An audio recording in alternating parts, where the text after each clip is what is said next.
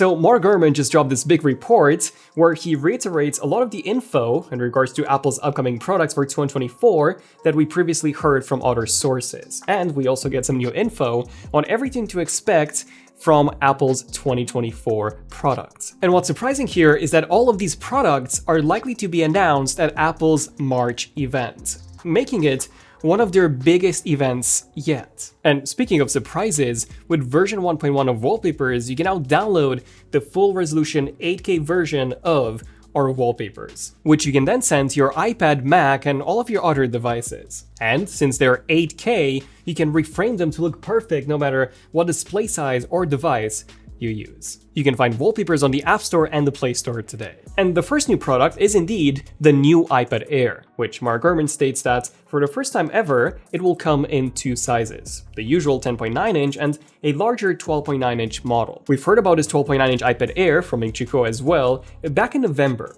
So Mark Gurman's latest report does make this even more believable. Plus, Russ Young has just reported as well that the 12.9-inch iPad Air panel shipments have started in December, which points to a pretty soon release, likely in March. And I do really like this move.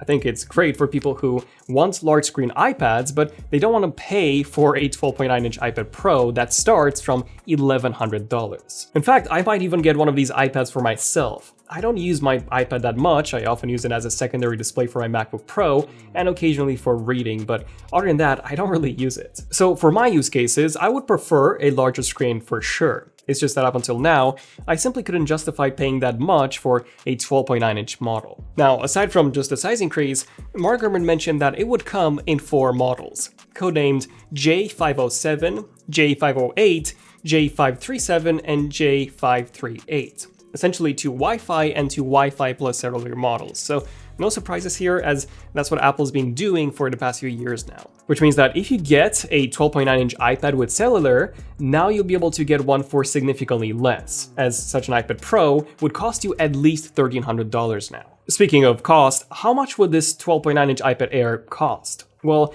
there was no mention of the price here in Mark Gurman's report, aside from a small one that customers wanting a large screen iPad will now be able to get one at several $100s less. Currently, the 10.9-inch iPad Air starts from $600, while the 12.9-inch iPad Pro starts from $1,100. So my guess is that we'll see a price of $800 to $900 for this new Air, which would indeed be in that several $100 range that Mark Gurman mentioned. And that's everything to expect when it comes to this new iPad Air. A larger size, and of course, the new M2 chip, which even though it wasn't mentioned in the report, that's pretty much a no-brainer. The next product mentioned is the next generation iPad Pro, and this is really going to be the star of the show. Mark reiterated that it will come with an OLED display, a rumor that I've been discussing in our 2024 iPad Pro video, as multiple sources from Korea Herald, The Look, and others have been reporting on this for a long time. And I'm personally really looking forward to it. The screen on my 2018 iPad Pro is just fine. It's fairly color accurate, but it's an LCD display, which is good enough for reading and browsing, but whenever I want to watch some actual movies on it, I simply just end up using my Mini LED MacBook Pro instead. OLED is of course far superior to Mini LED, as you'll have none of that blooming, plus some of the initial rumors were pointing towards Apple using those dual stacked OLED panels for a much higher brightness display on the iPad Pros. And I'm really curious to see what sort of brightness levels we'll end up seeing on the new iPad Pro models. Are we going to see some 1600 nit peak brightness as on the 12.9-inch Mini LED iPad Pro, or are we going to see something that's even higher? Another change that Mark Gurman referred to is a new design. He wasn't specific at all in terms of what this might look like, but I'm happy to finally see some news on this updated design, as Mark was the first person to mention Apple looking at redesigning the iPad Pro with potentially a glass back in 2021, but since then, no one else has really said a word about this. My guess is that they'll probably round up the frame to make it more similar to the body of a MacBook Air. And even though I would love to see a dynamic island here, like in our concept, I honestly don't believe we'll see anything like that on this version. I do think that it's quite likely that the bezels will be a bit thinner, similar to our second concept right here, but other than that, we'll have to wait and see. In fact, in his latest Power Hour newsletter, Mark Gurman refers to the larger iPad Pro as having a 13-inch display size, which makes me think that we could see Apple thin out the bezels. even if it's just on the larger models, to give us that 0.1 inch larger display. Something that they are currently doing when you take a look at the 10.9-inch iPad Air compared to the 11-inch iPad Pro. Mark also claims that the new iPad Pro will get the M3 chip, again, pretty much a no-brainer as we do have the M2 now. We did see some really good improvements on the MacBook Pro with the M3 chip in terms of the GPU specifically, so if anything, this will allow you to play newer and bigger games. And lastly, Mark also reiterated on that higher price point that we've been hearing about from a lot of different sources. He didn't really specify how much the price will go up by, aside from the higher tier model surpassing $2,000. The weird thing here is that the 12.9-inch model already tops $2,000 for the 2TB and even more if you add cellular. The 11-inch, however, tops out at $1,900, so I think he was referring to the 11-inch model here. So in that case, we should expect to see a $100 to $200 price point increase, which I do see quite likely.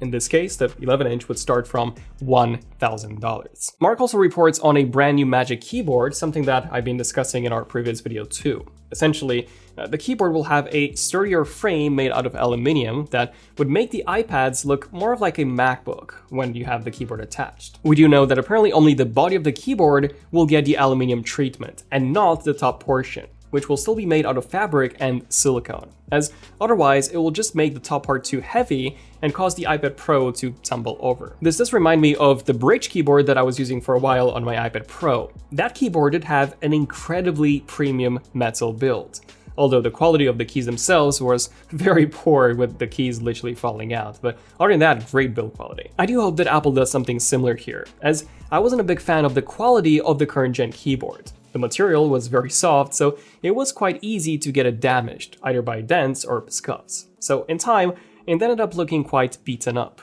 And that's just me using my black model. The white one was far worse. Now, what I found quite interesting is that in Mark's latest Power Hour newsletter, he reports that this new keyboard would be exclusive to the new iPad Pro, and it would not work at all on the iPad Air. This tells me that Apple's either relocating the smart connector on the iPad Pro, or they're making some much bigger changes, like repositioning the camera modules or changing the shape of the body altogether. But what's probably the most surprising detail from Mark's report is when it comes to the Apple Pencil. In our previous videos, I made a prediction. I believe that we could see a third-gen Apple Pencil introduced with this new iPad Pro. And there are a number of reasons why I made that prediction. Number one, the current Apple Pencil hasn't been updated since 2018, so we are long overdue for an upgrade. Number two, the new Apple Pencil that we got back in November was essentially a better version of the first gen, but now with USB-C. Although it also lacked pressure sensitivity. 3, Apple has applied for a patent that lets the Apple Pencil sample colors from the real world. And 4, leaker Maijin Bu did report in September that Apple was working on an Apple Pencil 3 with interchangeable magnetic tips. Of course, when the Apple Pencil USB-C launched and didn't have anything like that, everyone assumed the leak was incorrect. But putting all of these 4 pieces of information together was what made me believe that a third-gen Apple Pencil was indeed coming with the new iPad Pro. And it seems like this is indeed the case, according to Mark Gurman. Although no specifics were mentioned by Mark, I do believe that we could potentially see those magnetic tips actually come true, giving users multiple options to pick from that have different sizes and different levels of pressure and feel. And the last new product that's set to be updated is the MacBook Air. So both the 15 and the 13-inch models will be getting the M3 chip.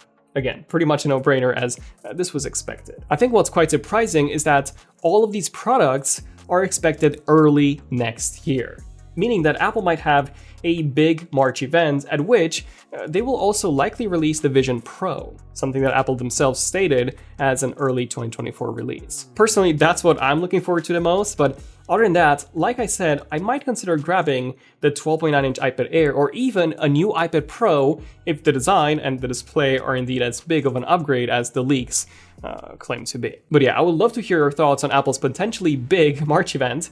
I'm Daniel, this is Zone of Tech, and I'll see you guys in the next one. Zone of Tech, signing out. Cheers.